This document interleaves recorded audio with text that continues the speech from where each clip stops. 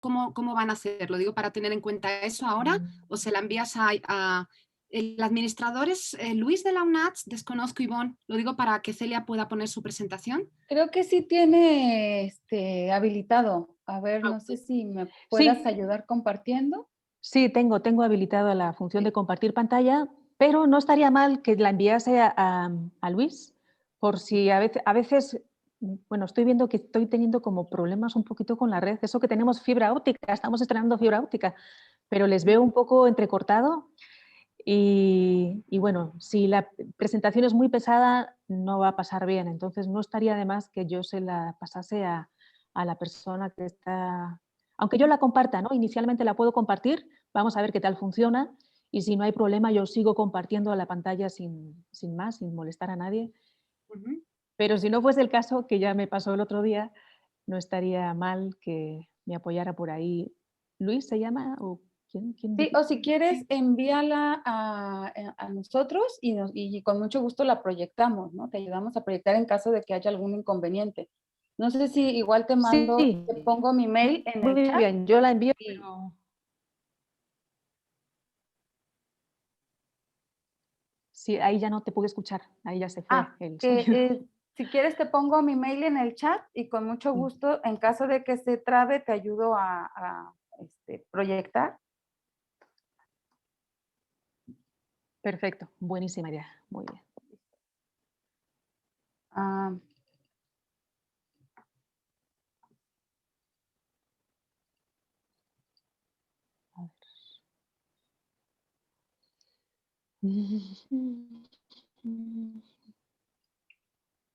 listo. Muy bien.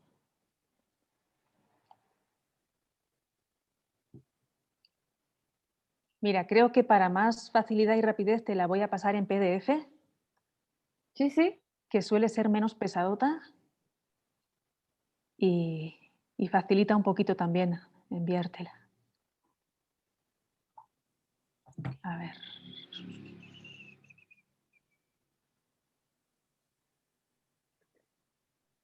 Porque sí, está un poquito pesada. Bueno, ahí va, Ivone, ya te la he enviado. De acuerdo. Ahorita la descargo y Doctora Celia, perdón de nuevo, pero estoy viendo que también nos acompaña el doctor Manuel Ocampo, que es coordinador de investigación y posgrado del instituto, y también me encantaría que se conocieran, así que de nuevo interrumpo brevemente, como ya enviaste la presentación, para que se conozcan, porque está un poco abajo y lo acabo de ver. Hola, buenos días, ¿cómo está? Gusto saludarle. Aquí Hola, es. ¿qué tal? ¿Qué, Encantada. qué tema tan interesante de esta charla? Porque muy ad hoc a lo que está sucediendo hoy bueno, y los cortes que hemos tenido aquí en el país también de energía eléctrica, bueno, en el Sí, norte y aquí sí. también en el sureste, un poco ayer aquí en Chiapas se sentían cortes de energía eléctrica y pues bueno, habrá que reflexionar acerca de esos, de las razones, ¿no? Por las que suceden todas estas Sí, cosas. sí, sí. También tiene un vínculo con la cuestión de la pandemia. Aunque yo no lo toco, lo estoy explorando por otros lados, también hay un vínculo entre cambio climático y el asunto este de la pandemia que yo creo que más adelante va a tener que abordarse, ¿no? Pero bueno, yo me voy a restringir a algo muy acotado que, bueno, como acabas de decir, tiene muchísimas derivaciones, ¿no? Ya veremos a ver cómo se expande el tema. Bienvenida. Encantada de conocerte. Sí, gracias. Pues ojalá pronto la pandemia nos permita, o más bien la no pandemia, que podamos conocernos todos personalmente y que haya más calidez humana, porque bueno, Celia es una gran persona bueno, todos los que nos acompañan aquí somos un gran equipo como para disfrutar más de la calidez del encuentro. Pero bueno, con todo y las limitaciones tecnológicas aquí estamos.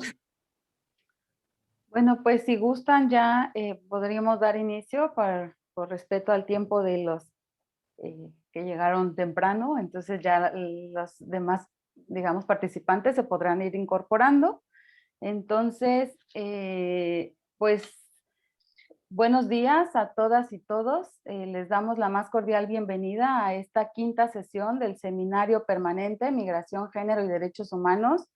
Este seminario se organiza en el marco del proyecto de cátedras 232, que tiene por nombre la protección jurídica de niñas y mujeres migrantes en la frontera sur.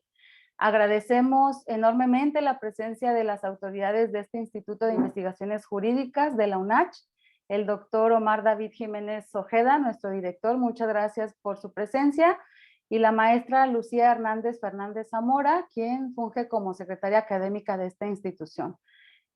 Asimismo, pues agradecemos la presencia y participación de la doctora Celia Ruiz de Oña Plaza, pues quien nos compartirá esta mañana su interesante ponencia. Entonces, pues cedo el uso de la voz en primera instancia al doctor Omar David Jiménez para que nos dé algunas palabras. Muchas gracias, apreciada doctora Ivonne Álvarez. Pues muy buenos días, queridos colegas. Esta mañana hemos sido convocados para dar continuidad a nuestras actividades dentro del Seminario de Migración, Género y Derechos Humanos. Y yo creo que es un buen momento para agradecerle a la doctora Celia Ruiz, que esta mañana pues compartirá con nosotros algunas reflexiones sobre un tema que creo que es relevante en estos momentos, ¿no? Cambio climático, migración y café. Migración como forma de adaptación al calentamiento global. Creo que viene muy bien hablar de estos tópicos. Ella seguramente lo va a acotar porque pues la variable es muy amplia, ¿no?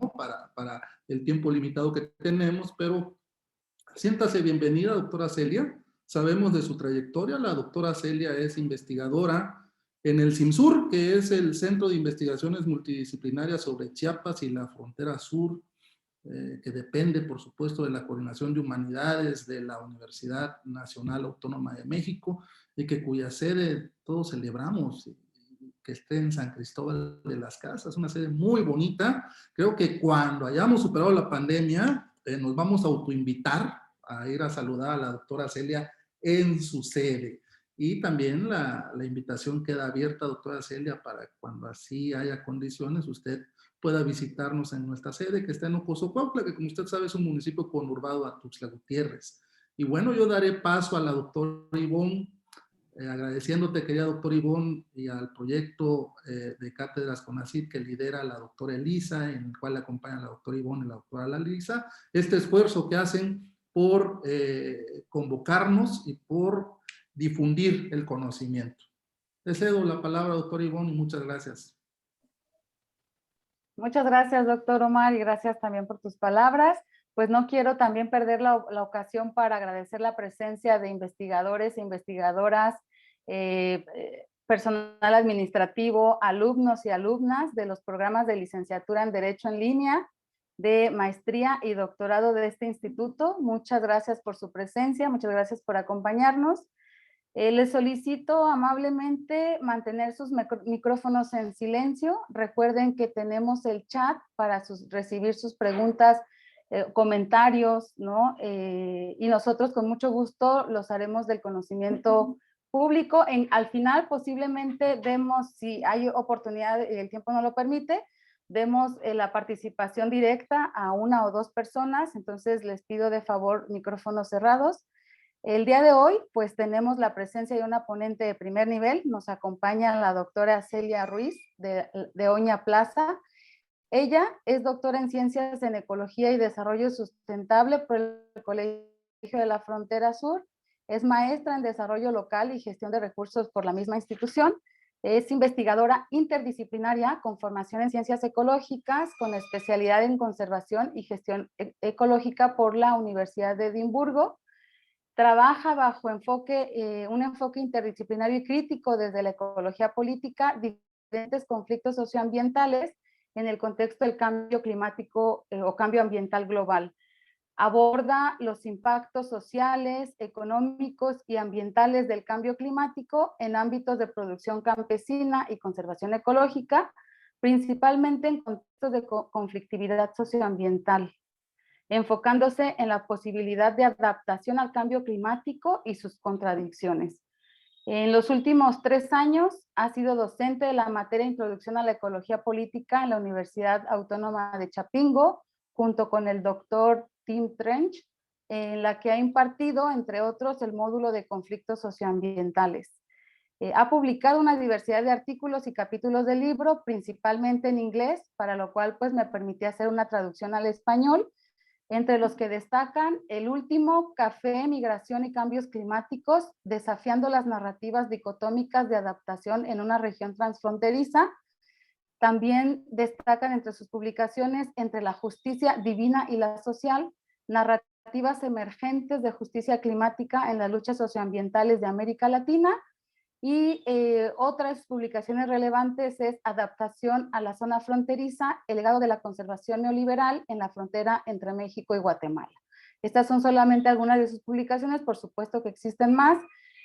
Justamente esta mañana nos va a presentar su investigación más reciente a partir de la ponencia que lleva por nombre, como bien lo decía el doctor Omar, Cambio climático, migración y café, y se abre la interrogante, ¿no? Migración como forma de adaptación al calentamiento global. Entonces, pues cedo el uso de la voz a la doctora Celia para que nos comparta sus reflexiones y sus resultados de esta investigación tan interesante. Muchísimas gracias. Hola, buenos días a todos, a todas. Muchísimas gracias, Ivonne, por esta presentación tan larga y tan detallada. Muchísimas gracias también al doctor Omar, a la doctora Elisa, por la invitación a participar en este seminario, del que bueno, me siento muy honrada de estar aquí. Y bueno, espero poder compartirles de manera sintética y no alargarme demasiado, porque tiendo a alargarme y me gustaría más escuchar sus preguntas. Este tema de café y migración, que empieza a tener una relevancia notable en los estudios de migración, aunque todavía no acaba de despegar, y que sobre todo se remite a cuestiones de migración en casos de desastres hidrometeorológicos extremos, y que en nuestro caso, con el pequeño equipo con el que yo trabajo, buscamos aterrizarlo en el sector del café, el sector cafetalero, que es un sector muy importante a nivel global, pero también muy importante en la frontera sur, en Centroamérica y en Chiapas. Entonces, bueno, les voy a compartir una presentación. Vamos a cruzar los dedos a ver si la red de internet nos trata bien, que últimamente está muy revoltosa. Y bueno, yo les saludo también desde aquí, desde la sede de Sinsur, en San Cristóbal de las Casas. Estamos estrenando fibra óptica, pero no parece que haya una gran diferencia con la situación anterior. Entonces vamos a ver qué tal está la red y si no, pues te pediría por favor, Ivonne, que pasaras la presentación.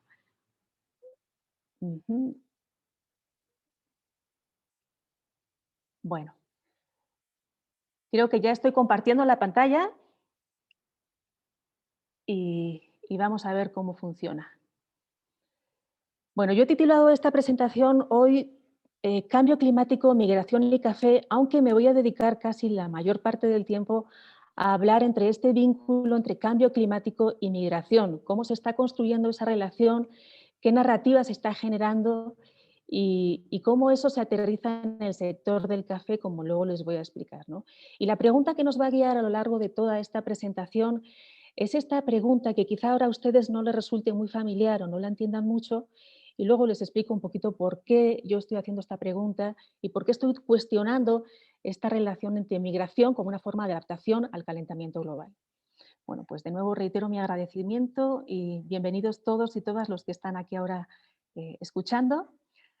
Y vamos a hacer un breve repaso de lo que vamos a comentar hoy en esta sesión. Voy a empezar hablando un poco de cómo en el entorno internacional se vincula la migración con el cambio climático desde las grandes agencias de cooperación. Después voy a dar una pequeña nota de tono jurídico, más dedicada a ustedes que a mí, sobre esta cuestión del estatus jurídico de los migrantes climáticos y las dificultades que eso implica. Aunque yo no conozco muy bien esta cuestión, sí quería señalarla. Y a continuación voy a pasar a señalar un poco qué es esto de la migración como forma de adaptación al cambio climático y por qué es problemática, qué perspectivas críticas hay al respecto, de dónde salen y por qué algunas personas, sobre todo desde el ámbito de la ecología política, la cuestionamos o nos parece que habría que matizarla, ¿no?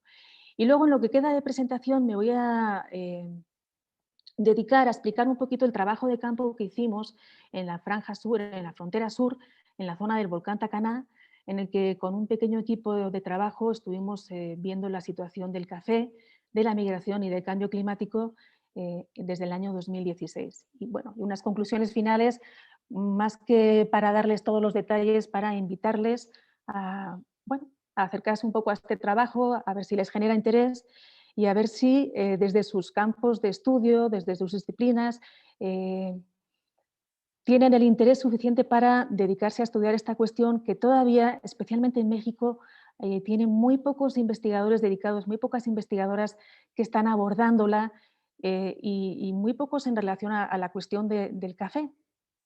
Y como les decía, voy a empezar diciendo por qué nos enfocamos en el sector del café. ¿Por qué el café, con este vínculo con la crisis climática, cuando de lo que siempre escuchamos es de los desastres hidrometeorológicos extremos, de huracanes, de inundaciones, etcétera, etcétera, ¿no? Bueno, ¿qué tiene que ver el café con el cambio climático, ¿no? ¿Cuál es el problema? Empezaré diciéndoles que el café a nivel global es muy importante. No sé si lo saben, pero el café es la segunda mercancía más comercializada del mundo, detrás del petróleo. 125 millones de personas en el mundo están vinculadas al trabajo del café, al cultivo del café, a su comercialización. 14 millones de personas solo en América Latina. Además, el café se produce el 80% en pequeñas parcelas de menos de 2 hectáreas, o sea que el sector productivo son pequeños caficultores, muchos de ellos de adscripción indígena. Y bueno, es un sector que tiene un gran dinamismo, una cadena de valor muy importante, pero también muy inequitativa, puesto que nos encontramos ahora mismo con una situación en la que las grandes compañías tostadoras y acopiadoras de café y los minoristas en las cafeterías, en los centros de consumo de Europa y de Estados Unidos, están alcanzando picos de ganancias increíbles. Algunos estudios las sitúan entre 25.000 millones de dólares, mientras que el pequeño caficultor en su parcela de café apenas recibe un 1% de esas ganancias. Además, se da la circunstancia de que los costos de producción del café son cada vez más altos y lo que el caficultor gana con su venta del grano no alcanza a cubrir ni el 70% de los costos de producción. Entonces, bueno, nos encontramos con una situación en la que el caficultor se ve abocado a abandonar el cultivo de café porque no gana lo suficiente para ni siquiera cubrir los costos de producción, donde hay un aumento drástico de caficultores que entran en la pobreza extrema y se ven abocados a la migración. Pero por otro lado, observamos un incremento notorio de las ganancias de estas grandes compañías de café y del mercado del consumo del café, ¿no? Si esto no fuera poco, lo que nos dicen las proyecciones climáticas para el año 2050, aunque hay muchos tipos de modelos y aquí esto también es muy discutible, pero bueno, con una cifra conservadora como la que les muestro aquí, los modelos climáticos auguran que el área destinada a la producción de café arábigo, que es el café que consumimos, podría reducirse hasta en un 50% debido a los efectos del cambio climático. Entonces, bueno, nos encontramos con una situación ahora mismo de crisis climática porque los efectos del cambio climático ya empiezan a ser notorios en precipitaciones irregulares, en aumentos de temperatura, en cambios en la floración del café y además con una situación también de crisis de precios del café que en el año 2019 dio su mínimo, llegó a un precio mínimo el café, que bueno, significó también el abandono de mucha gente de la producción de café y su destino como migrantes.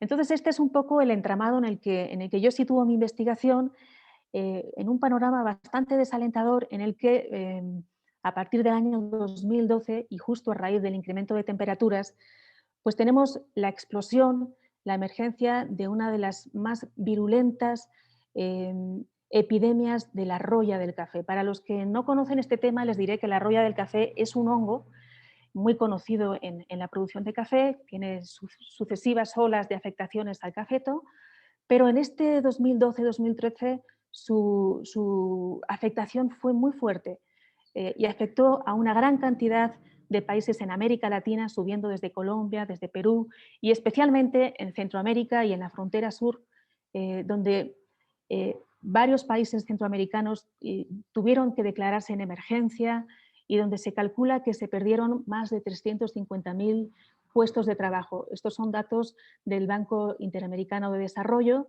y de un informe de la Universidad de Colombia, de Sachi y colegas. Entonces, bueno, nos encontramos con una situación, un conjunto un entramado de factores que nos llevan a plantearnos una crisis en la producción de café, en la que se conjuntan factores climáticos, factores económicos y una cadena de producción muy inequitativa, donde una importante mayoría de caficultores se ven abocados a la pobreza extrema y a la migración. Entonces ahí, en ese marco que acabo de definir, es donde nosotros situamos nuestra investigación. Les quería también decir que esta cuestión del café y el cambio climático tiene muchísima resonancia en los medios de comunicación internacional, en redes de financiadoras, en distintas páginas del Internet.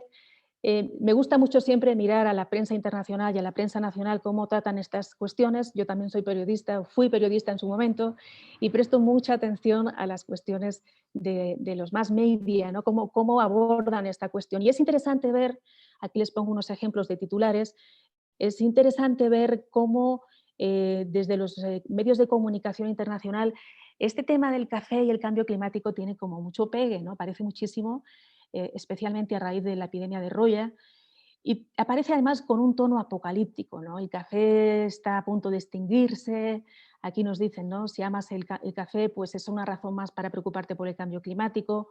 Cuidado, tu taza de café de la mañana está en peligro, tendremos tiempo o no tendremos tiempo de adaptarnos. Cuidado, el cambio climático viene por tu café. Entonces, todo esto ha creado una serie de narrativas que presentan este tema del café y el cambio climático como una cuestión de emergencia y de urgencia y casi estar al borde de un final, ¿no? ¿De qué va a pasar con el café? ¿Vamos a poder seguir bebiendo café o el cambio climático se lo va a llevar por delante? Este es un poco el tono que anima estas discusiones, ¿no? Pero ya en el ámbito de la política internacional, y aquí me voy a apartar un poquito del tema del café, del que luego retomaré, y me voy a enfocar en esta cuestión de cómo se está construyendo la relación entre cambio climático y migración, y cómo se está construyendo en la arena política internacional. El Banco Mundial, a partir del año 2018, emite un informe, este que tienen aquí en pantalla, Groundswell, en el que se establece que el cambio climático va a ser uno de los futuros motores de migración forzada, de movilidad humana forzada. Y además dice que para el año 2050 es posible que hasta 140 millones de personas se vean desplazadas debido a las afectaciones del cambio climático para el año 2050. Parece que las proyecciones de cambio climático se fijan sobre todo para esta fecha, que si lo piensan no está tan lejana. Bueno, a partir de este informe del Banco Mundial hay una explosión de informes, de estudios en diferentes foros, en diferentes agencias de cooperación al desarrollo en distintos países que empiezan a abordar esta cuestión del cambio climático y del desplazamiento, y se da un baile de cifras, unos 140, 150, 70, 80 millones. Nadie sabe muy bien cómo las calcula, nadie sabe muy bien cuántas gentes pueden estar afectadas por el cambio climático, pero lo cierto es que el tema en las agencias de cooperación internacional y en la arena política internacional está ya instalado, está instalado en la agenda, y vamos a ver cómo construye una noción de migración y cambio climático en la que genera imaginarios, representaciones de oleadas de población migrante que van a venir a invadir a la fortaleza europea o a los países con buen estatus económico, como vemos aquí, ¿no? Prepararse para la oleada de migración interna causada por el clima, que dice el Banco Mundial. El Banco Mundial dice que esta migración va a ser sobre todo interna, dentro de las fronteras de los países, pero esto es una cuestión que pues, está seriamente cuestionada, ¿no? Especialmente como vemos en este lado del mundo y en Centroamérica. Entonces, bueno, esto es un poco el panorama que tenemos en el ámbito de la política internacional. ¿Y qué sucede con la movilidad humana y con la protección que un migrante podría obtener a raíz de los impactos del cambio climático? Este es uno de los grandes debates y ha generado mucha tinta, y inicialmente el vínculo entre cambio climático y movilidad humana se focalizó en estos debates de si la gente que se movía, que migraba por cuestiones climáticas, podía ser considerada una refugiada climática o no, ¿no? Bueno, yo esta nota que pongo aquí sobre el estatus jurídico de las poblaciones migrantes debido a causas de cambio climático, es un tema que me parecía importante apuntarlo en esta sesión, pues porque ustedes están en el Instituto de Investigaciones Jurídicas, la mayoría de ustedes son estudiantes en el tema de Derecho, y bueno, hay pocos estudios en México, hay algunos, pero no demasiados, ¿no? Y es un tema que requiere atención. Lo que sí les puedo decir es que de momento no existen instrumentos jurídicos vinculantes en el plano internacional para la protección de esta población desplazada por causas climáticas. Y algunas de las preguntas y dudas que surgen es cómo podríamos hacer responsables a los estados de una causa climática, ¿no? ¿Cómo podemos decir, bueno, tal estado responsable por tal afectación climática, ¿no? ¿Ante qué tribunal habría que llevar esta responsabilidad? Y bueno, hay las situaciones que ahora mismo la figura de refugiado, tal y como está definida, pues no da cabida a poblaciones migrantes por causas climáticas. De esto seguro ustedes conocen muchísimo mejor las implicaciones que yo. Lo que sí hay es algunos avances en términos de incluir cuestiones de cambio climático, desastres naturales, que nunca son tan naturales, y degradación ambiental en esta cuestión de la migración. Entonces, bueno, tenemos este Pacto Mundial por las Migraciones Seguras y Ordenadas en un intento por generar una migración más humana, más ordenada, menos violenta, en la que sí se toman en cuenta, aunque de manera no prioritaria, estas cuestiones de cambio climático y degradación ambiental, y sin precisarlo demasiado. Pero bueno, es un avance, ¿no? Es un avance que esto esté contemplado en este Pacto Mundial. Sobre la cuestión de la migración como forma de adaptación al cambio climático, ¿por qué lo pongo entre interrogaciones y por qué es un tema relevante en esta relación entre cambio climático y migración? Bueno, si decía que uno de los grandes debates es esta cuestión de si una persona desplazada por cuestiones de cambio climático puede o no ser considerada refugiada, el otro gran debate que tenemos en este ámbito es concebir la migración de forma oficial, de forma institucional, como una estrategia de adaptación al cambio climático. Y aquí voy a precisar un poquito qué es esto de la adaptación al cambio climático. En el ámbito de la política internacional del cambio climático tenemos dos grandes líneas de actuación. Una es la mitigación y otra es la adaptación. La mitigación se refiere a estrategias, políticas, dispositivos, formas de retirar carbono de la atmósfera o formas de reducir la emisión de CO2 o de gases de efecto invernadero, que son los que generan el calentamiento global, para reducir el efecto del calentamiento global, ¿no? No sé si saben, en diciembre del año pasado surgió ya un informe del PNUMA en el que se decía que inevitablemente vamos a alcanzar los 3 grados centígrados de calentamiento y esto va a tener unos impactos enormes e irreversibles en varios ecosistemas. Entonces, bueno, lo que sigue es la adaptación. Va a haber efectos que ya no pueden ser revertidos y lo que toca es adaptarse. Adaptarse significa ajustarse a un nuevo estado climático, a un nuevo estado de los recursos y en los territorios, y ajustarse de tal forma que podamos seguir viviendo y podamos seguir interactuando con el medio, produciendo, etcétera, etcétera, ¿no? Entonces, bueno, a eso se refiere la adaptación y en el ámbito internacional y referido sobre todo a desastres naturales, se concibe la migración como una forma de adaptarse al cambio climático. Entonces, lo que nos deja ver esto es que hay una visión positiva de la migración como forma de adaptación, es decir, si la gente tiene afectaciones climáticas, que emigren, veremos cómo y de qué manera. Y también contamos con documentos internacionales, sobre todo este informe, el Foresight Report, que en el año 2011 es quien establece esta idea de migración como una estrategia oficial, institucional, de adaptación al cambio climático.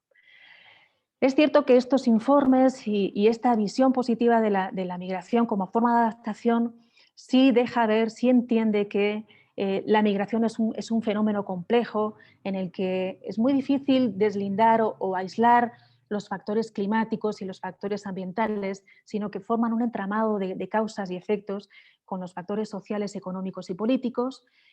Pero el mensaje que se lanza desde esta esfera internacional es que es imperativo adaptarse. No nos va a quedar más remedio, es imperativo y además es urgente. Tenemos que hacerlo cuanto antes y no hay por qué cuestionar esto, hay que adaptarse y punto, ¿no? Y la migración, dicen ellos, puede ser o es o va a ser una respuesta clave, ¿no? El foco en este ámbito de política está puesto sobre todo en lo que llamamos cambios rápidos de migración o desastres rápidos, ¿no? Como los huracanes, como las inundaciones, ¿no? Pero hay muchos otros efectos del cambio climático que van a ser muy progresivos y que se van a ir dando lentamente y de manera acumulada.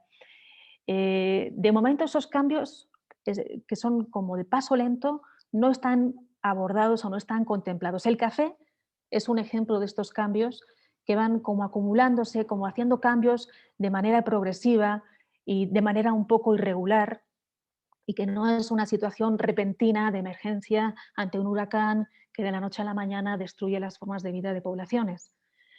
Entonces, bueno, ese es un tema que hay que tomar en cuenta, pero bueno, finalmente lo que establece esta línea de política internacional es que la migración debería estar incluida en los planes nacionales de adaptación, que cada país que ha firmado la Convención de Cambio Climático tiene la obligación de definir, de establecer y de aplicar.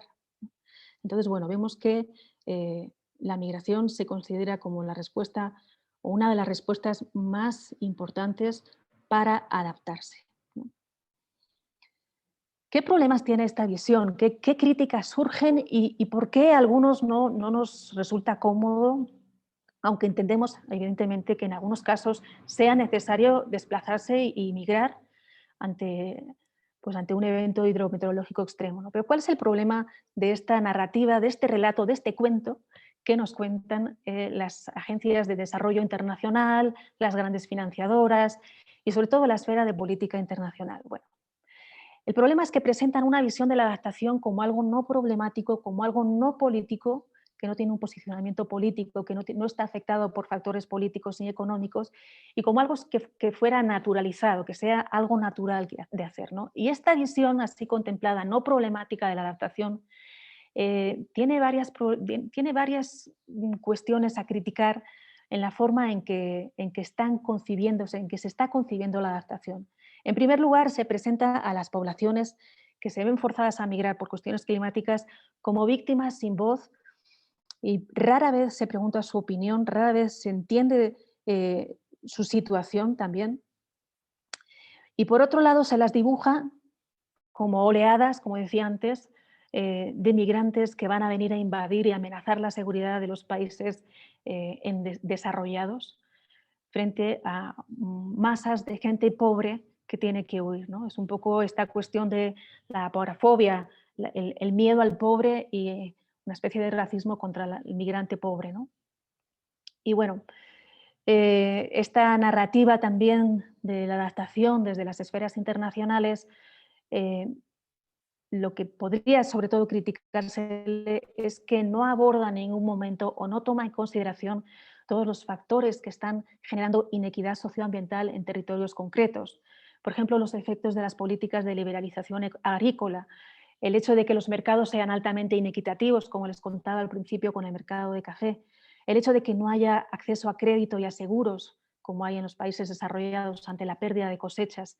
Es también una narración, esta narración dominante de la adaptación y la migración, que no toma en cuenta cuestiones de justicia climática y económica, la deuda climática que algunos países como Bolivia y otros reclaman a los países del primer mundo, que son considerados los principales causantes del cambio climático, mientras que los países en desarrollo son los que están sufriendo las principales afectaciones del cambio climático. Entonces, estas cuestiones de justicia climática no son en ningún momento contempladas, dichas, visibilizadas en la visión oficial de la adaptación. Y bueno, finalmente, esta visión de la adaptación y la migración oficial presenta el cambio climático como un problema ambiental, como un problema biofísico, cuando en realidad las perspectivas críticas señalan que el cambio climático es un problema social y político y sobre todo es un síntoma de la crisis global del sistema de producción y el sistema de consumo que ahora mismo tenemos en el mundo. Entonces, bueno, estas son un poco las críticas, hay más, que cuestionan esta idea de la migración como forma de adaptación. Y dicho todo esto, que era un poco el marco que engloba la investigación que nosotros hicimos en la frontera sur, o que hacemos porque seguimos en ella, me voy a dedicar ahora a tratar de abordar lo que les acabo de explicar de migración como cambio climático en un territorio particular aterrizado en una problemática concreta, como es la problemática del café en la zona del volcán Tacaná, que es un volcán binacional que comparte Chiapas con Guatemala. Y nosotros llegamos a esa zona en el año 2016, justo para ver las afectaciones de la roya, y nos encontramos un par de años después con esta cuestión de la migración, con esta crisis migratoria que tiene lugar en la frontera sur, y empezamos a preguntarnos qué vínculo, qué efecto podía tener con la cuestión del café. Entonces, bueno, antes de pasar específicamente a abordar lo que vimos o lo que investigamos en nuestros municipios de estudio en el volcán Tacaná, sí quería hacer un poco mención de esta crisis migratoria en la frontera sur con la que nosotros, cuando vamos a ver la cuestión del café, nos topamos, y nos genera mucho interés, también mucha preocupación, porque cuando íbamos siempre camino de las zonas de trabajo desde San Cristóbal a la frontera sur, pues en varias ocasiones nos encontramos, nos topamos con las caravanas de la gente que venía caminando por la carretera costera, y bueno, pues en muchas ocasiones interactuamos con ellos, hablamos con algunas de estas personas, en otras ocasiones pues les dimos un ride, ¿verdad? Cuando íbamos de regreso a San Cristóbal, y pudimos conocer un poquito, una pequeña gota de a lo que se estaban enfrentando y de por qué se marchaban, ¿no? A pesar de que hay informes de sobra que abordan esta cuestión, ¿no? Pero lo que sí vimos, ya un poco a nivel de investigación, es que en la frontera sur tiene lugar un endurecimiento del régimen del control migratorio, que sigue las doctrinas de la securitización y que lleva a una militarización de la frontera, en la que el migrante se dibuja, se perfila como una amenaza a la seguridad, sobre todo desde Estados Unidos, que es quien ayuda a establecer ese control migratorio a lo largo de toda la frontera sur, que va deteniendo a los migrantes y que tuvo un efecto importante también en la detención de estas caravanas, cuando ya por fin se empiezan a detener. Y bueno, nosotros pudimos observar esta cuestión de las caravanas migrantes en el año 2018, y investigando un poquito vimos también que 70% de las personas que iban en esas caravanas eran gente de Honduras. Honduras es el principal productor de café en Centroamérica y es uno de los principales productores de café en el mundo, curiosamente también. Y es también el país que mayor índice de vulnerabilidad ante el cambio climático tiene. Eh, Uno de los mayores del mundo, si no el primero. Va variando porque cambian un poco, pero es un país seriamente afectado por la variabilidad climática y será seriamente afectado por el cambio climático. Entonces, lo que vemos aquí en estas caravanas es que efectivamente las causas principales de migración son pobreza, es violencia, es falta de medios de vida, lo que empuja a la gente a salir, y eso es lo que aparece principalmente en los medios de comunicación. Pero poco a poco, a medida que avanza esta crisis de las caravanas migrantes, empiezan a surgir también noticias en los medios de comunicación internacional. Aquí les pongo al lado algunos, del New York Times y otros, en los que empiezan a decir, bueno, el factor escondido, el cambio climático, el factor que mueve a la gente desde Centroamérica a Estados Unidos y que les obliga a huir, está, además de estas cuestiones de pobreza y violencia, tiene que ver también con el corredor seco que atraviesa el triángulo centroamericano, con huracanes, con inundaciones y con la roya del café, con esta enfermedad que ataca a los cafetales y que devastó cafetales en todo Centroamérica, ¿no? Entonces, bueno, vemos que la prensa internacional también empieza a retomar esta cuestión del cambio climático como un factor oculto, y justo comentábamos antes con Ivonne, justo antes de empezar la presentación, como esta última caravana que se detuvo en enero, y decía Ivonne, decía, es la primera caravana migrante que tiene esta cuestión climática como fondo. Bueno,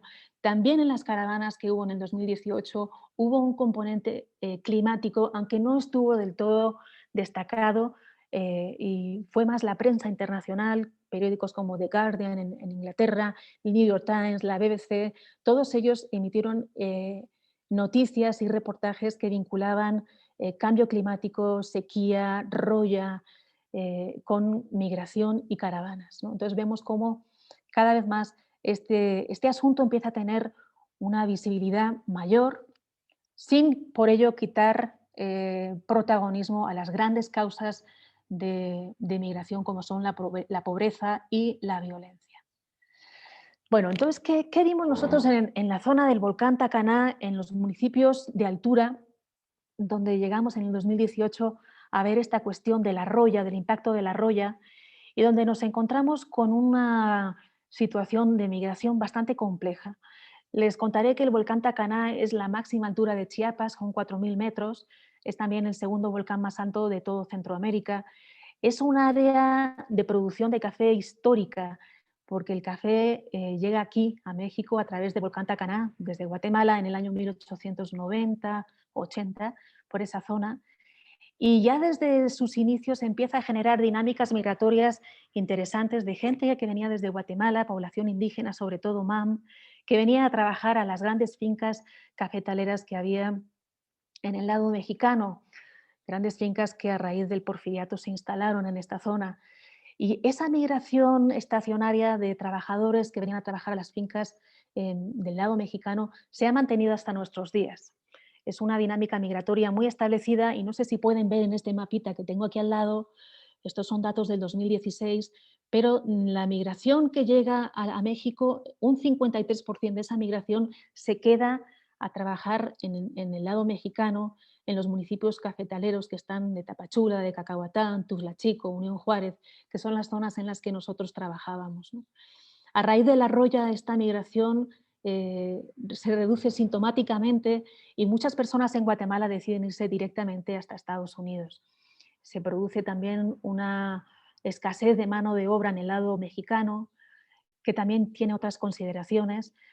Pero bueno, lo que nosotros hicimos en campo, brevemente les cuento, no sé cómo vaya de tiempo, si me extiendo demasiado, pero brevemente les cuento que tenía que ver con muestrear parcelas de café, tomar datos ecológicos, hacer un cuestionario con los caficultores, recorrer esas parcelas, establecer entrevistas a profundidad con los caficultores que nos contasen su vida, su experiencia. Muchos de ellos tenían una experiencia de migración a Estados Unidos en los años 80 a raíz de la crisis del café, de la crisis internacional, y muchos de ellos nos contaban cómo la roya les había afectado y cómo conocían o sabían, o algunos de ellos incluso habían decidido abandonar el cultivo de café y habían decidido migrar. Sin embargo, la roya también trajo un proceso muy importante de renovación de todos estos cafetales que eran ya muy antiguos, algunos incluso de hasta 80 años, en los que los cafetos, la planta del café, se sustituye por plantas que son resistentes a la roya, y también hay todo un entramado de discursos y de narrativas en torno a este proceso de regeneración de los cafetales, que se puede ver como una estrategia de adaptación al cambio climático. De nuevo les digo que la roya, sobre todo en esta zona, que atacó en el año 1986, por ahí, fue la primera ola fuerte que atacó en esta zona. La roya no llegó más que hasta los 800 metros. En esta nueva oleada, la roya está ya por encima de los 1.300 metros a raíz del cambio climático, de la variabilidad climática. El efecto de una mayor temperatura está haciendo que la plaga sea más virulenta y que alcance mayores alturas. Entonces, bueno, hay mucha expectativa, mucha esperanza en que estas nuevas plantas que son resistentes, supuestamente resistentes a la roya, podrían haber frenado la migración o podrían haber frenado el abandono de la actividad del café.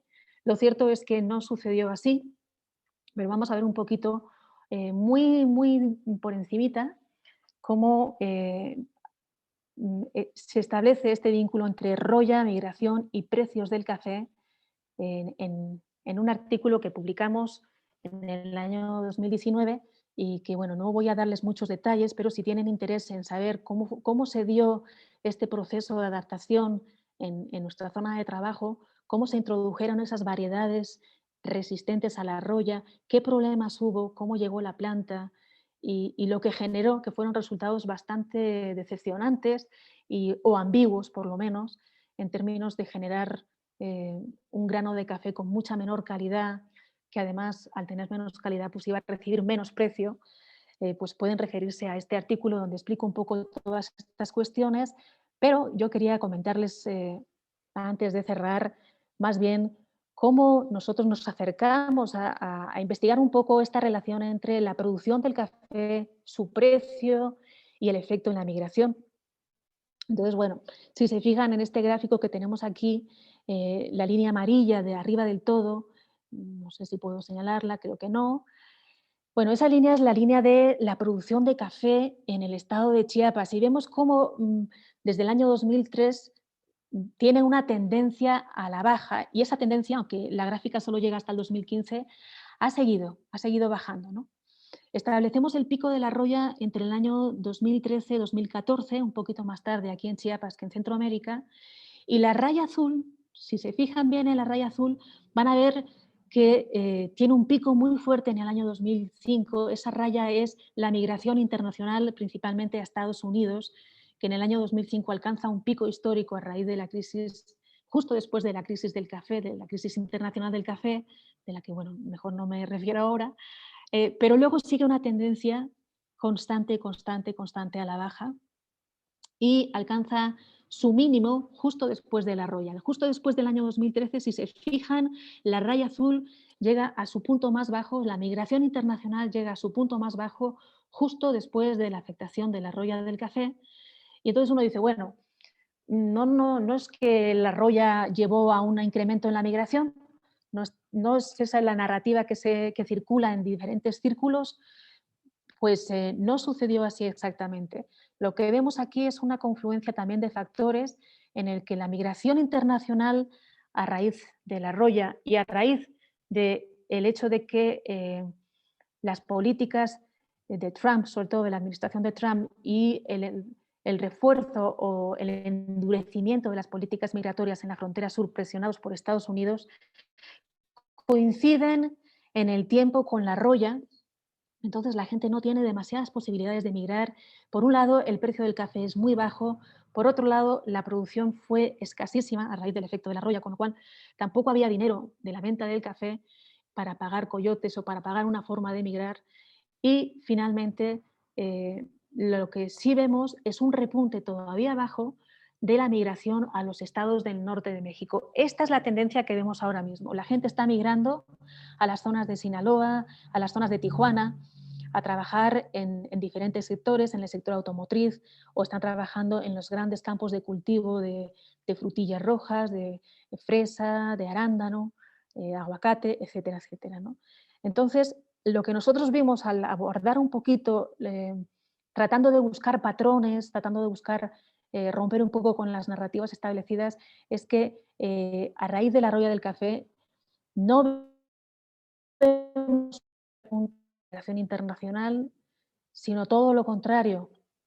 Y lo que sí vemos en otra gráfica que no les vamos a mostrar ahora es cómo el precio del café sigue descendiendo y a medida que el precio del café desciende, aumenta la migración. Entonces, esto lo que nos está diciendo es sobre todo que lo que hay que hacer para abordar la crisis del café y la crisis climática del café es atender a este mercado inequitativo, a esos precios tan bajos del café que la gente no puede subsistir con ellos y no puede seguir con la actividad, y no tanto prestar atención a la roya, que también, pero sobre todo a las cuestiones de inequidad en el mercadeo de café. Esta era un poco como una de nuestras conclusiones más importantes en términos de recomendaciones de política. Entonces, bueno, como conclusión, no sé cuánto tiempo llevo, me imagino que mucho, así que ya cerramos. Como conclusión, ¿qué mensaje les dejo yo con este cuento que les he contado, ¿no? ¿Qué mensaje les dejo? Bueno, el más importante de todos, en un contexto de criminalización del migrante y de refuerzo de las políticas migratorias, no podemos contemplar alegremente la adaptación como una forma, perdón, la migración como una forma de adaptación. Debemos cuestionar esta narrativa desde la esfera internacional, esta narrativa de que la migración es una buena forma de adaptación al cambio climático.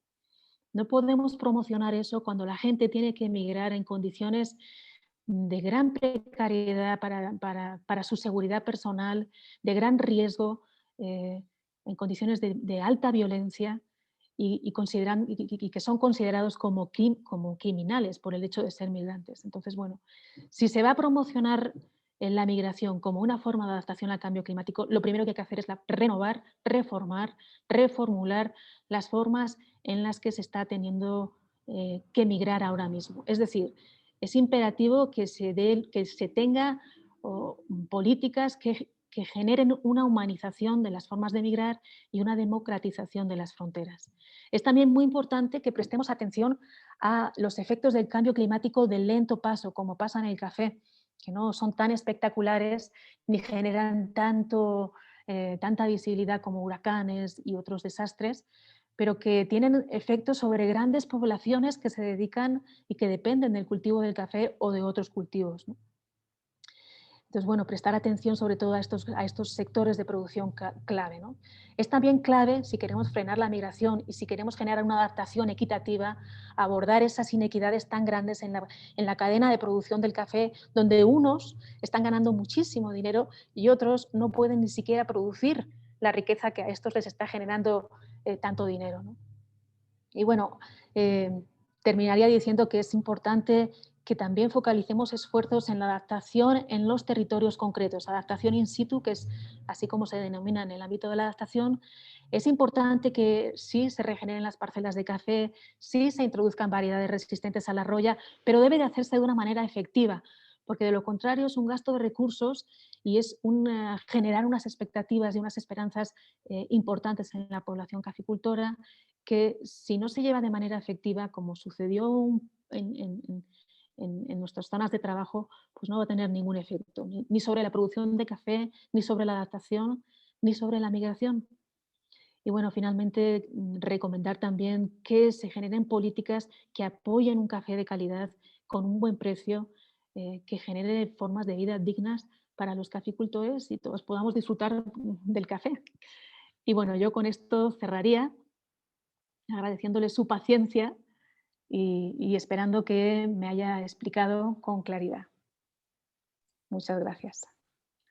Al contrario, muchas gracias a ti, doctora Celia, por esta ponencia tan clara, tan, digamos, que genera también como muchas inquietudes, ¿no? No solamente en términos jurídicos, sino también en términos sociales, incluso económicos, con relación a un sector tan afectado por el mercado, por el ambiente, ¿no? Por las condiciones también en las que tienen que trabajar. Entonces, pues muchas gracias por tu ponencia.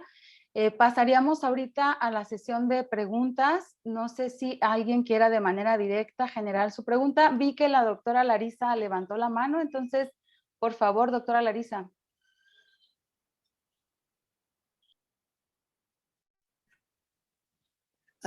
Muchas gracias para su presentación, fue muy interesante. Y este punto sobre que el cambio climático no solamente es sobre huracanes, terremotos, erupciones de volcanes, pero también unos cambios muy poquitos, pero muy importantes, como por ejemplo,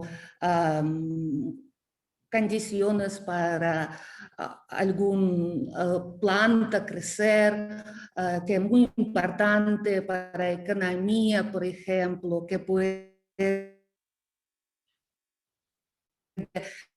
provocar reestructuración económica, otros factores, migraciones internacionales, internos.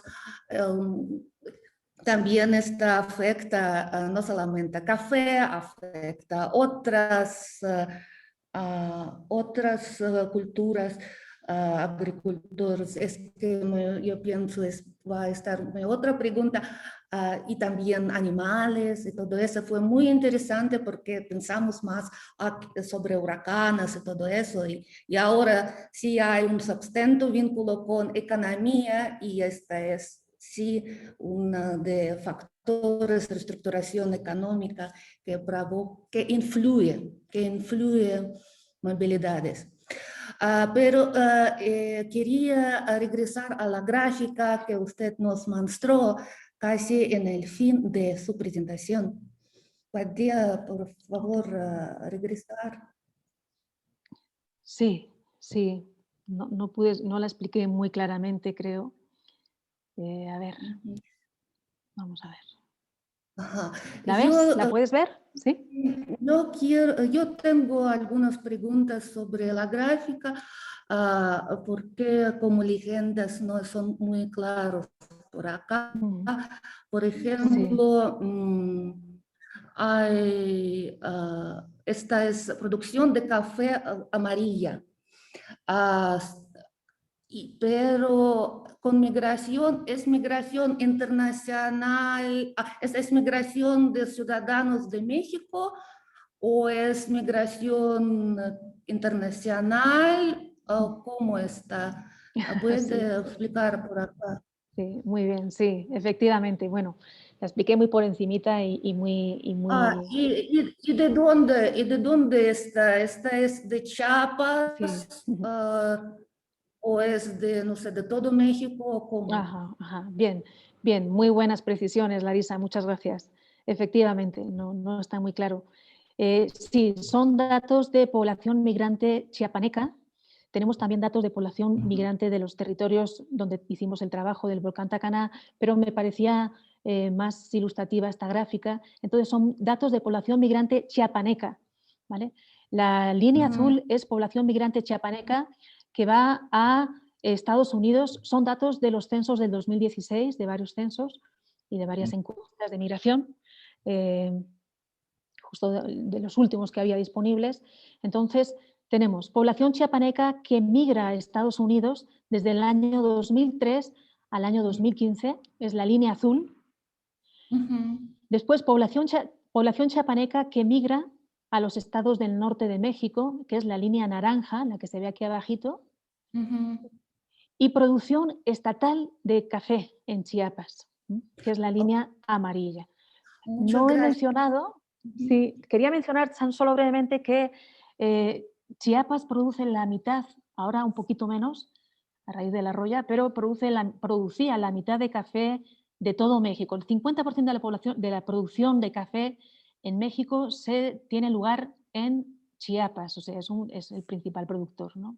Y también de producción de café orgánico en pequeñas parcelas campesinas indígenas. Entonces, bueno, es bastante representativo del sector mexicano del café, lo que sucede en Chiapas, ¿no?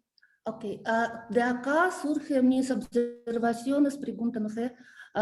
Mira, si nosotros vimos este gráfico, que sí, había como pico en crecimiento de migración a Estados Unidos en 2005, ya, y después toda migración de Chiapas va a bajar, a pesar que producción de café también baja. Y como argumento, si baja producción de café, la gente busca dónde trabajar y se migran. Acá tal vez intervienen otros factores porque ellos no migran, porque migración baja. Ustedes hicieron algunos modelos como investigaciones como regression analysis de diferentes factores que podían afectar, por ejemplo, como política migratoria de Estados Unidos, no sé cómo, porque sí, para acá, como gráfica directa, contraviene, digamos, este argumento muy claro, ¿sí? Chiapas baja producción de café, la gente migra, no migra, baja. Pero si mi pregunta es si ustedes investigaron como con instrumentos tal vez de económicos como regression analysis o otras que sí existen. Sí, sí, no, bueno, muy buena pregunta, Larisa. Sí, no hicimos un intento de hacer un análisis de componentes factoriales para poder determinar cuáles eran como justo lo que tú acabas de decir, ¿no? Obviamente la gráfica es muy sencilla y hay otros muchos factores que están incidiendo, pero nuestro foco principal era más el trabajo etnográfico, y esto fue solo un acercamiento tratando de ver un poco, de encontrar una triangulación con los datos de tipo etnográfico y ecológico que nosotros estábamos levantando en campo, sobre todo datos que tienen que ver con cuestionarios y con muestreos de cobertura de sombra, de cobertura de suelo, de variedades de café instaladas, de afectación de la plaga. Eran sobre todo datos de tipo ecológico, que era lo que bueno, mi proyecto principalmente tenía que abordar, ¿no? Entonces este fue una especie de giro que nos desviamos un poquito porque vimos que teníamos que entender un poco esta cuestión de la migración, pero en ese intento de hacer un análisis de componentes principales, que se llama, ¿no? donde uno puede ver cuáles son los factores que están interactuando más o están influyendo más en el comportamiento de las variables, no llegamos a tener como una limpieza de datos, queríamos hacerlo con los datos de nuestra zona y no profundizamos mucho más, ¿no?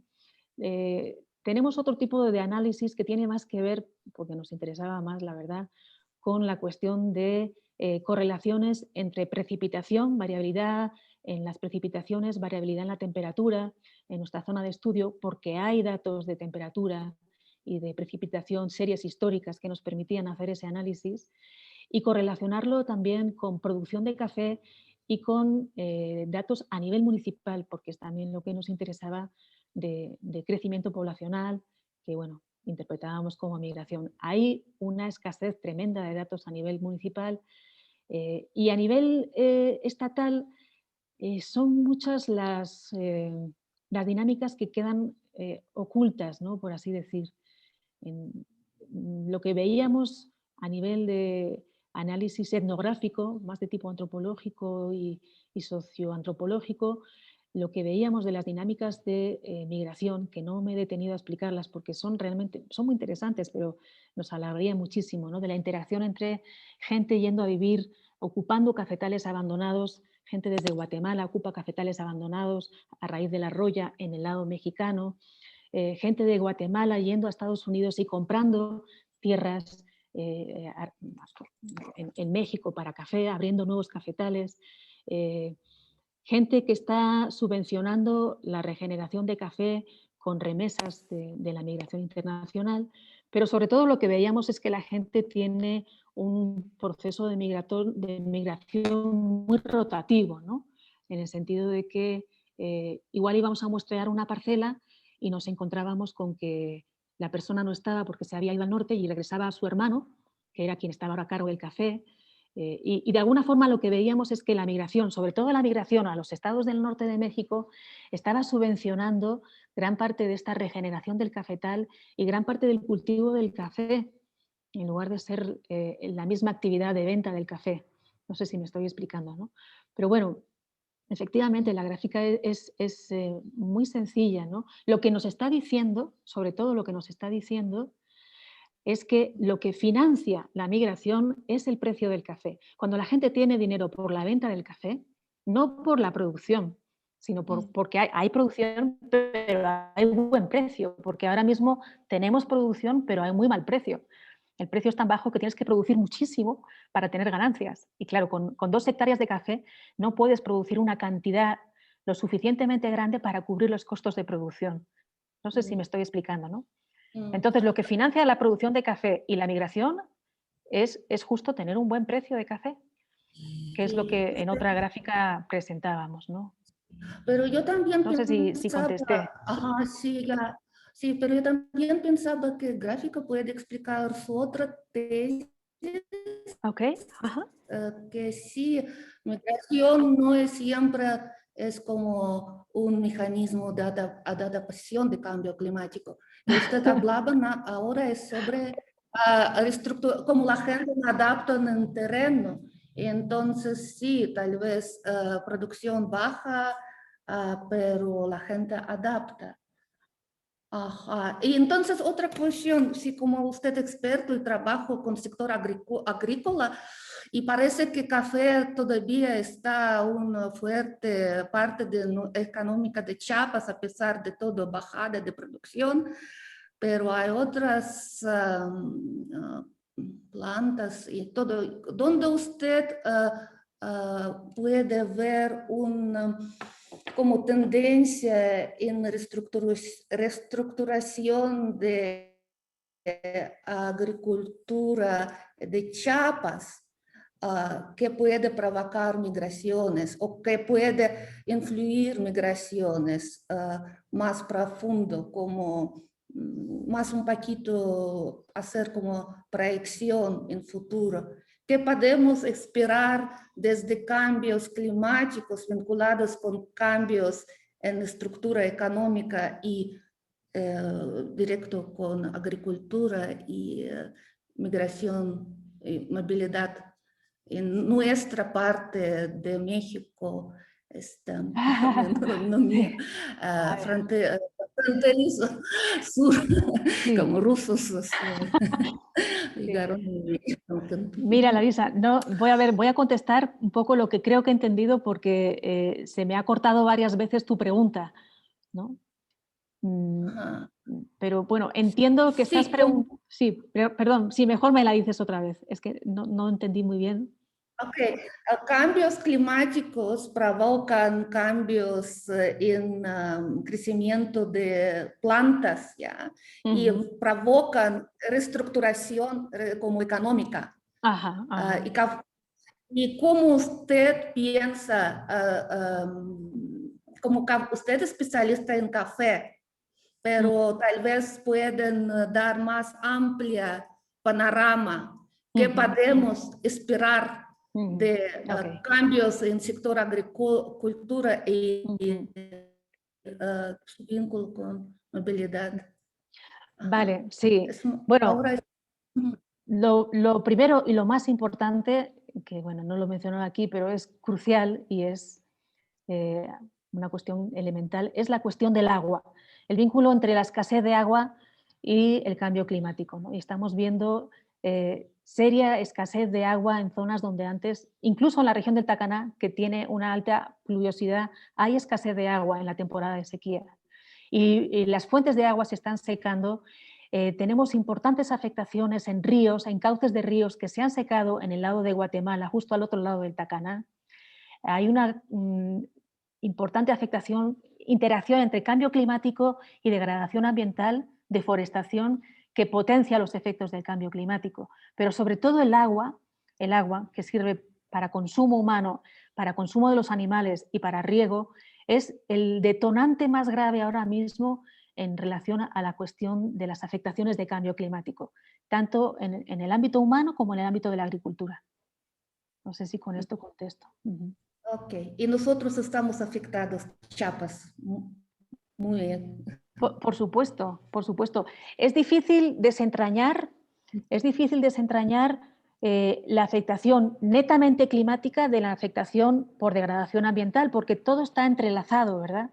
Si tenemos una trayectoria fuerte, como la estamos teniendo, de deforestación, de eliminar la cobertura forestal, pues eso también afecta a las precipitaciones locales. Pero si además tenemos incrementos de temperatura, lluvias erráticas, que era un poco lo que nosotros veíamos en Tacaná, cómo habían cambiado las lluvias en las series de tiempo que analizamos, que bueno, no lo he presentado aquí porque pensé que quizá no fuera tanto del interés de ustedes, pero vemos que los efectos de la degradación local, ambiental, se potencian con los efectos de una variabilidad climática que está asociada al cambio climático. Y aquí no voy a entrar a discutir, porque bueno, si hubiese aquí gente experta en cambio climático me cuestionaría que diga cambio climático, ¿no? Lo correcto sería decir variabilidad climática.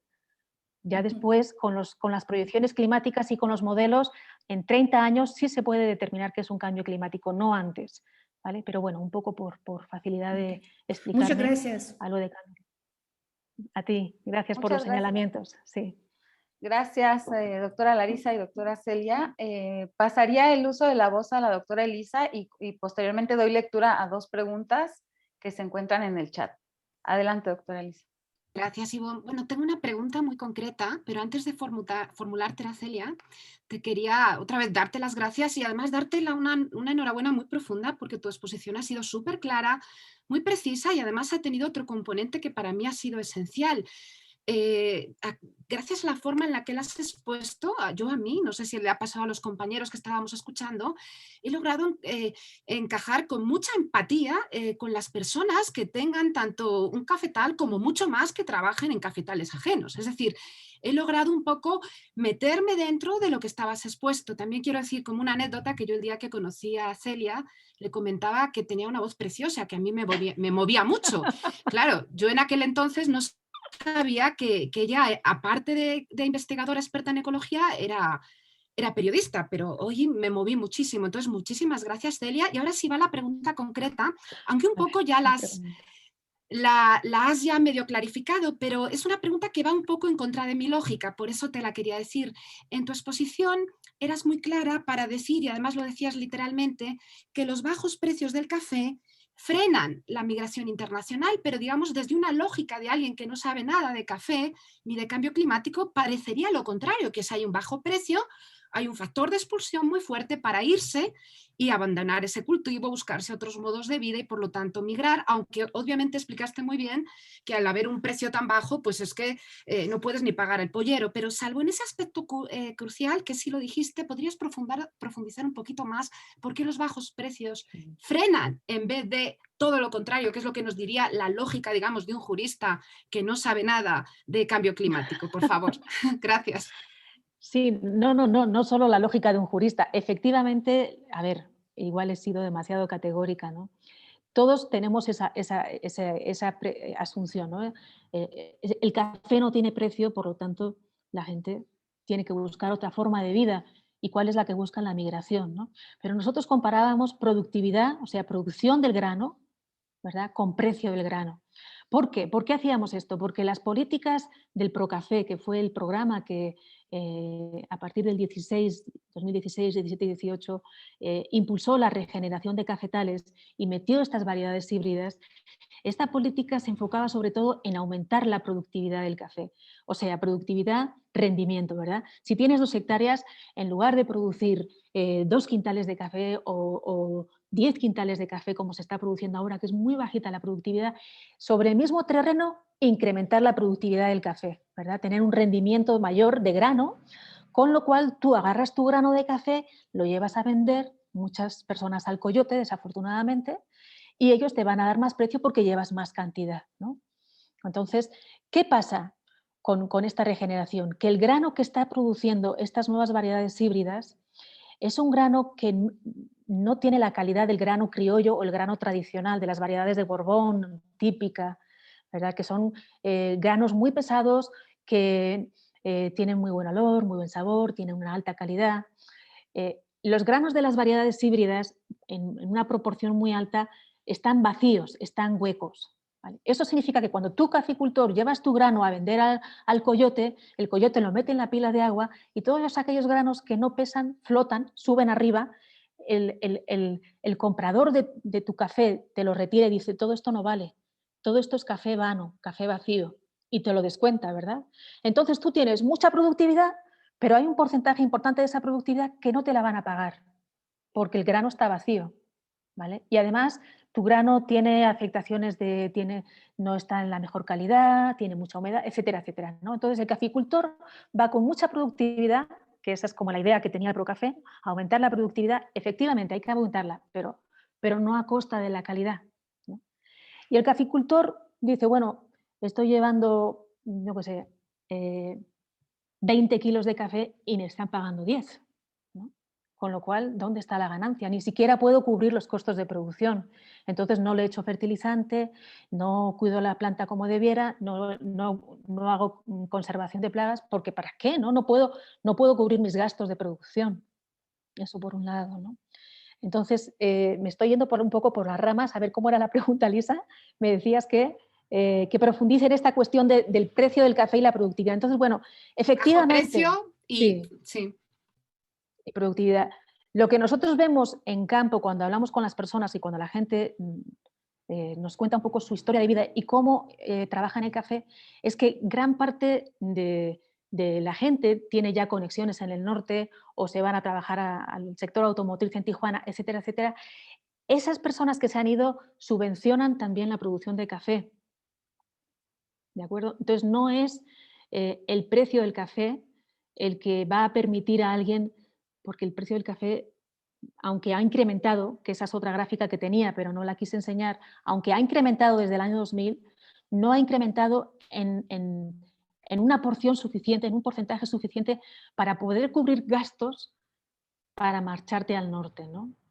Te vas al norte y te vas porque tu prima, tu madre, tu tío llevan allí 10 años, te mandan dinero y te vas, ¿no? Entonces, bajo precio del café no permite subvencionar la migración. Pero lo que veíamos en la gráfica es que cuando el precio del café sube, y claro, ahí es lo que dice Larisa, hay muchas formas de interpretar eso, ¿no? Nosotros elegimos esa quizá de manera un poco eh, prejuiciados por la cuestión de la producción del café, pero sí veíamos en la gráfica, en otras que tenemos, que cuando el precio del café sube, incrementa la migración, ¿no? O sea, la población baja, estábamos viendo como porcentajes de población. Entonces, nos daba para pensar que el precio del café, cuando es alto, cuando ha habido bonanza del café, la gente ha aprovechado para migrar, porque ha podido subvencionarlo. El café está muy bajo y la migración más o menos se mantiene, también a la tendencia a la baja, pero se mantiene un nivel de migración a los estados del norte. Por aquí me dicen en la pregunta, en el chat, que el precio está bajo y la migración interna e internacional está baja. Bueno, son diferentes. La migración interna y la migración internacional son dimensiones distintas, ¿verdad? Son distintas dimensiones, pero la migración interna va incrementando, poquito, poquito, poquito va incrementando, ¿no? Y si se fijan en la gráfica, supera un poquito a la migración internacional, ¿sí? En el momento de la roya, justo en el momento de la roya, justo después del año de la roya. Entonces, bueno, igual, hay muchas formas de leer esta gráfica y muchas formas de interpretarla. Nosotros la interpretábamos un poco a raíz de lo que veíamos en campo, ¿verdad? En las entrevistas y en el tiempo que hemos pasado y que pasamos con la gente conviviendo y viviendo con ellos, que la verdad ha sido mucho, ¿no? Entonces, no sé si estoy contestando, pero sí, puede ser muy cuestionable lo que nosotros estamos planteando en esta gráfica, efectivamente, y Okay. habría que profundizar en ella.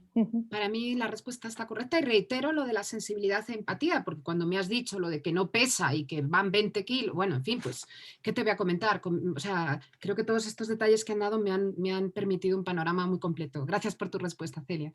No, a ti.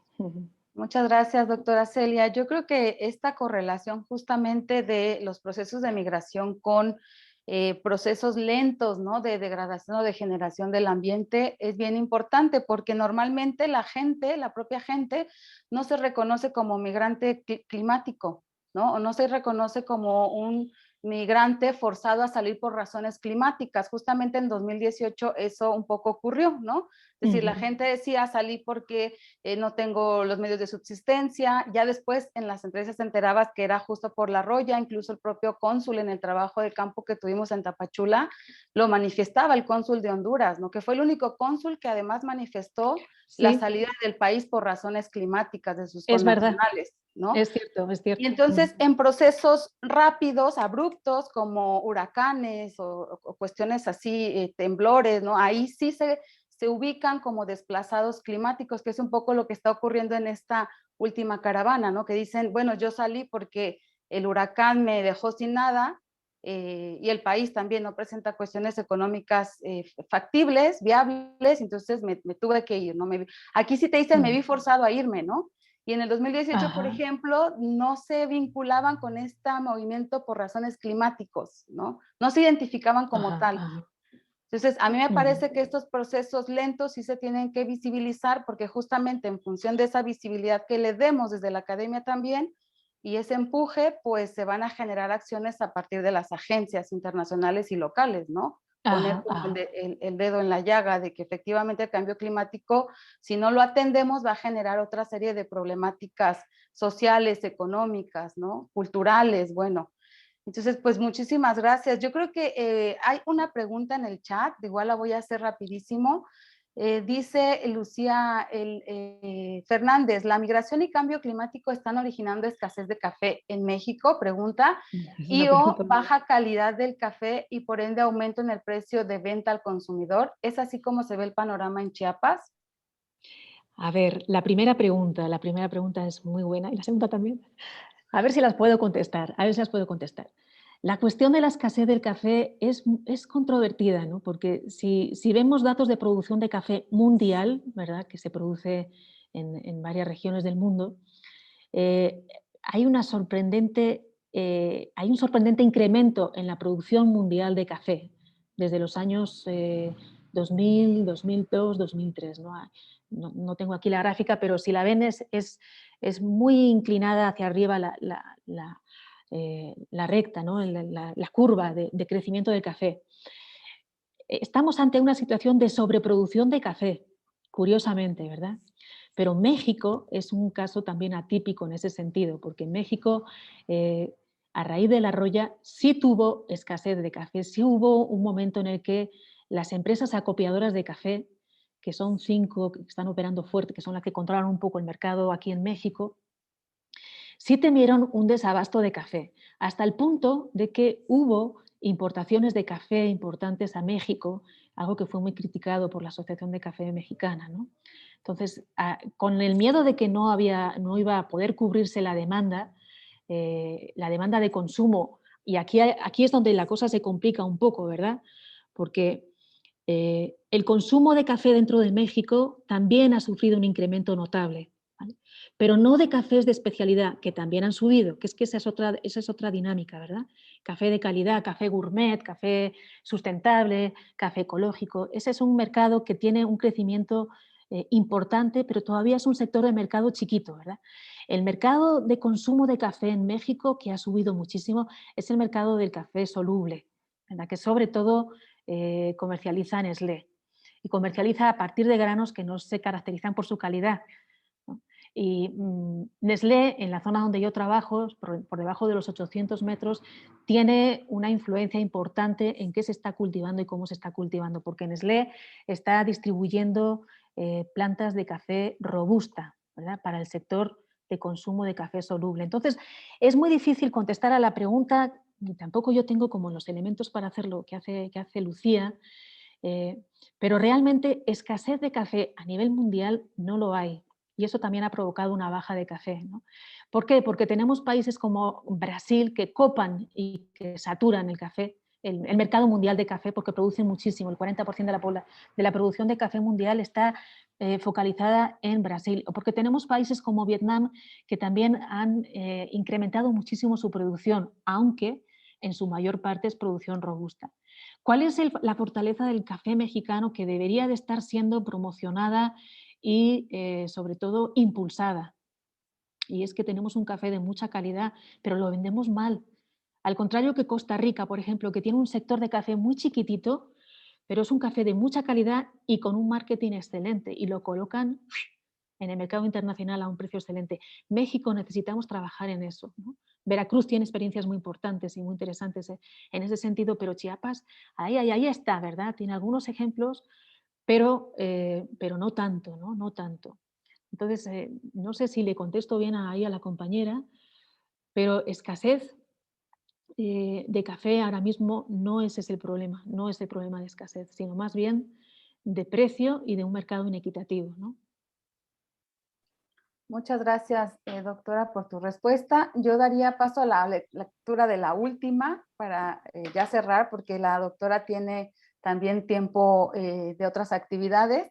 Entonces, pregunta Nango, comenta primero, no sé si dentro de su investigación observaron el enorme trabajo que realizan en las comunidades para hacer todo el proceso desde el corte del café, despulpado, lavado y secado, hasta la venta del mismo, ya que todo lo hacen de manera manual. Pregunta, ¿no sería eso también, todo ese trabajo que realizan, una razón más para la migración de las personas que se dedican a la producción del café, perdón?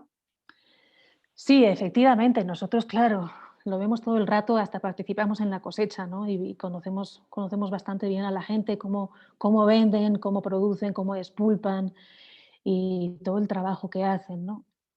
Y claro, es muy interesante porque comparado con gigantes en la producción de café como es Brasil, que tiene una porción importantísima de su café mecanizado, no me pregunten muy bien cómo, pero está mecanizado. En Chiapas la producción es artesanal, es un café artesanal, ¿no? Y mucho de este café se produce bajo sombra, no a pleno sol, que ese es otro componente.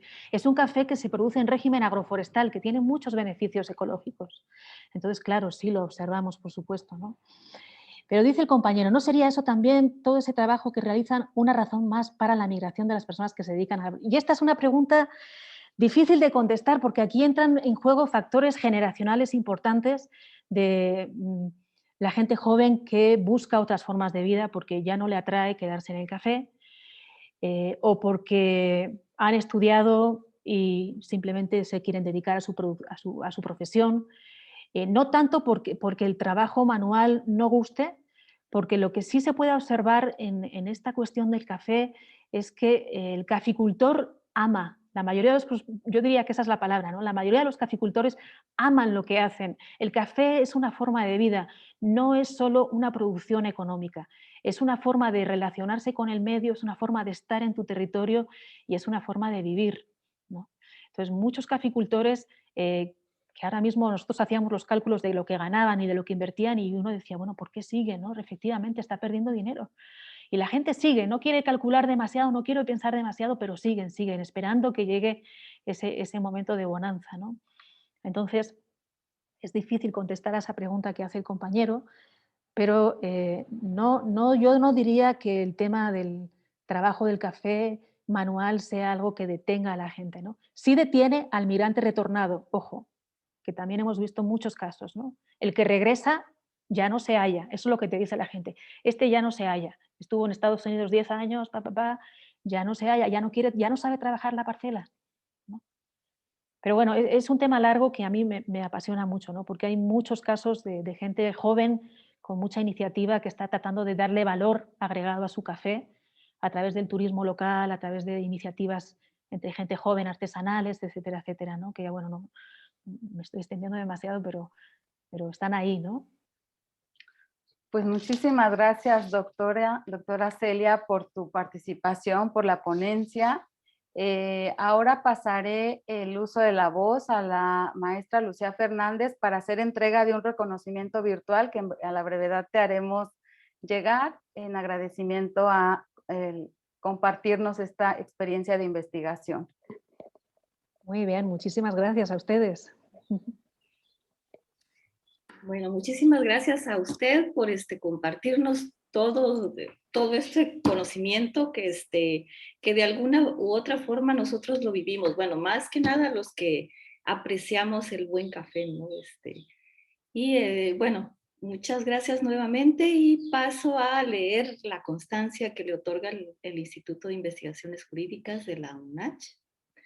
Dice, la Universidad Autónoma de Chiapas, a través del Instituto de Investigaciones Jurídicas, otorga la presente constancia a Celia Ruiz de Oña Plaza por su destacada participación con la ponencia Cambio Climático, Migración y Café, Migración como forma de adaptación al calentamiento global, del Seminario Permanente Migración, Género y Derechos Humanos. Tendencias globales, impactos locales, llevado a cabo en la modalidad virtual el 17 de febrero del 2021 en el marco del proyecto Cátedras 232, denominado La protección jurídica de niñas y mujeres migrantes en Frontera Sur, por la conciencia de la necesidad de servir, y firma nuestro director, el doctor Omar David Jiménez Ojeda. Muchísimas gracias, doctora. Pues nos toca dar un aplauso virtual, pues por la participación de la doctora. Muchísimas gracias por tu participación y pues también reiterar la invitación. El próximo 3 de marzo tendremos nuestra próxima sesión del seminario. Les haremos llegar pronto la información y esperamos contar también con su presencia. Muchísimas gracias a todas y todos por su asistencia. Pues tengan buena tarde y pues nos vemos en la siguiente sesión. Gracias, doctora Celia. Muchas gracias a ustedes y éxitos en el seminario. Lo mejor para ustedes. Gracias. Muchísimas gracias, Celia. Gracias. Gracias. Buena tarde. Buena tarde.